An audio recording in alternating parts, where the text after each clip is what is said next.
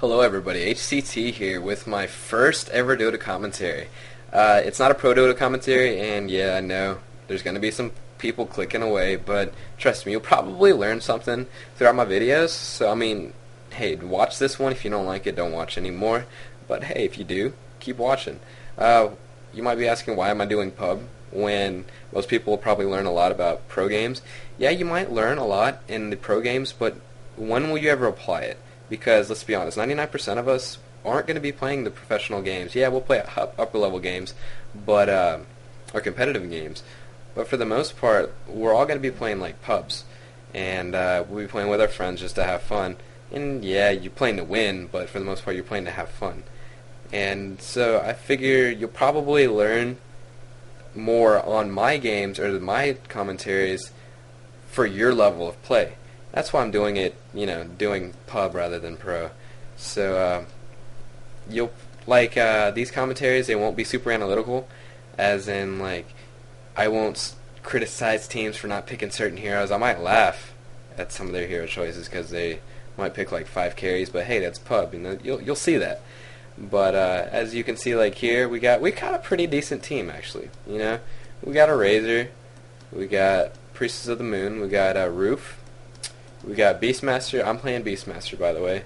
And we have Grob versus a Viper and Axe, Lanaya, Pudge, and here's a Chen.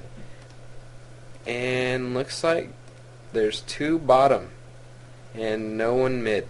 There we go. Now the Viper's moving. And we'll look at the items right now. We got 2 GG branches and a salve on me, because what I always do, I always get a crow. And what I do with this crow, I don't share it with teammates, because unless you crow it. But for the most part, I don't share it with pubs, because they'll move my hero, they'll move the crow, they'll get the crow killed, or I'll need the crow when they need the crow, and I'll never be able to use the crow. So I keep it to myself. But what I use for the crow, I use the crow to scout the runes. The runes spawn here, as you can see, the Razor near the invisibility, and a little bit left of where my crow is now. And in pub games, if you're pretty good, you can get a rune, and generally those will equal a kill. So it's always good to keep rune control. If we look up top, we have a Krob. He's got a pretty standard build. He's going to get the Basilius pretty quick, maybe take down this tower real fast. I don't know if that's his goal or not. And then we have the Razor. That's what I would have gotten. Like, what you really want to have when you're laning, like especially range heroes, because they have low base damage. You want to get something to, so they have like that boosts your damage, so it's easier for you to CS. You never want boots, because it's a wasted item early on. Yeah, I'm not saying you don't ever want to buy boots, but for your first item, you don't want to buy boots. Like this Viper, he has boots. It's not going to help him in this lane, because I'm not really ever going to get close to him. I'm just going to harass him with a wild axis, so he's not going to be able to like dodge these wild axes, and I'm not going to get close enough to hit him. So I mean, why have it? As you can see, I have 2 GG branches. Yeah, that really doesn't help me all that much, but it still gives me some bonus damage. Instead of 58 to 62 base damage, I got a 60 to 64. We got Pudge. He's alright in items, and Templar Assassin. That is one of the things that makes me mad the most when I see it on my team, especially when they ask to solo mid. If you get a bottle first and you ask to solo mid, I'm not gonna let you. I'll sit there with you, unless you're Pudge. If you're Pudge, yeah, you can get it, because Pudge throws hooks early on and rots early on. So yeah, you can get it. If we look here, Axe has a Soul Ring and Ring of Regeneration. There you go. Now he finally got a Style Shield. If I'm a Axe, definitely gonna want to go Style Shield first, maybe even 2, and then get some trees, because you're gonna be your counter helix. What counter helix does, it triggers 17% of the time, or 17% of the time you get hit, it'll counter. See, like right here. Let's see if it counters once. No, it doesn't. But you'll spin, and it returns damage. So, first commentary, and I missed first blood. Wow, my bad. So you're gonna, like, if you're gonna be taking damage to return it, you're gonna want to be able to block some of that damage, so you don't get smacked in the face over and over. So always go a couple Stout Shields and some trees. Chen definitely just got that ghoul. What a Chen should be doing is, Chen's such a viable hero, he's just getting smacked. And he just dropped. Yeah. But what a Chen does, he can take control of enemy units, just like he did there, or he can go over here and take control of these neutrals. And what these neutrals do, well, if you farm while taking these neutrals, pretty much opens up a lane. So and he just left. Very nice.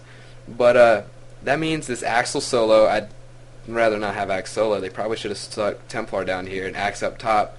But that's beside the point.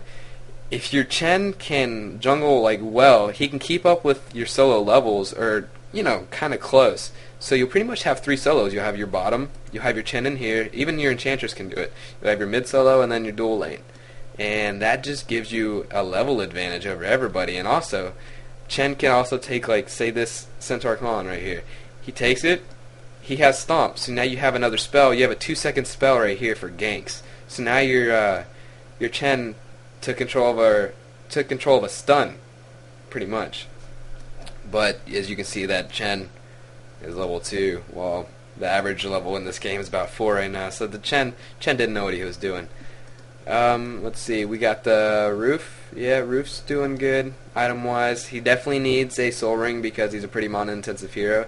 If you don't really get a Soul Ring, you can't spam your Leech Seed like you want to do, and you might not have enough mana for your ult because the mana takes 170.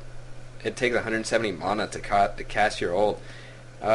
Priest of the Moon, like I said, you're gonna need some. I'm guessing he had these right, or these 3 right here, 4 right here, items from the get-go. You're gonna need some items so you can last hit. Cause look at that, he's got low base damage and he's already leveled up. Viper with a bottle. Yeah, if you're laning mid, you're definitely gonna want a bottle. Not on all heroes. Like sometimes you might want to just go like on a Morphling, you might just want to go get a Perseverance versus a bottle, so you can get rather than wasting 600 gold, go into your Lincolns. But if you're a mid hero, generally you're going to want to go to bottle because you want to have rune control. And runes spawn every 2 minutes, regardless of whether it's like 4 minute, 2 minute, 4 minute, 6 minute, 8 minute. There's going to be a rune there unless somebody took it. And the cool thing about runes, and not a lot of people notice, is say there's a rune right here. Say there's a haste rune, and you pick it up at the 5 minute 59 mark. You pick it up, as soon as it hits 6, there's going to be another rune either here or here. And that means, say you get that haste rune, you can also get it double damage. And then you're just a freaking machine ready to smack some hero around, and you'll be good to go. See, there's no rune here, so I'm pretty sure I just missed a kill. Yeah, I'm not really looking for kills right here.